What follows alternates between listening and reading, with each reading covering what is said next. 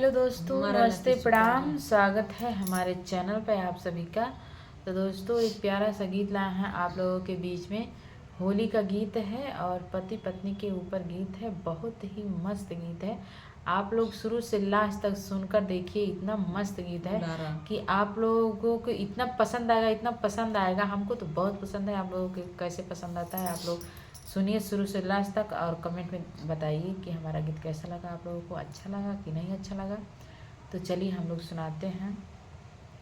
यही होलिया में हो, यही होलिया में करेला नादानी, बालम दिलबर जानी।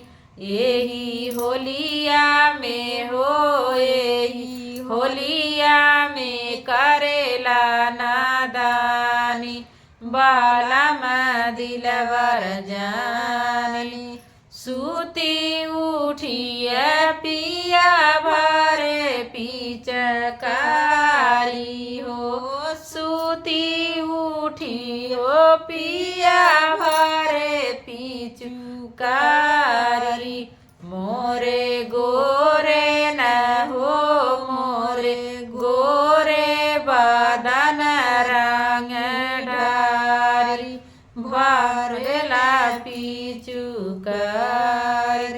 मोरे गोरे न हो, मोरे गोरे बदन रंगी ढारी, भरला पिचुकारी। कि यही होलिया में हो, यही होलिया में करेला नादानी, बालम दिलबर जानी। यही होलिया में हो, यही होलिया में करेला नादानी, बालम दिलबर जानी। सूती उठिए पिया भरे पिचुकारी हो, सूती उठिए पिया भरे पिचुकारी।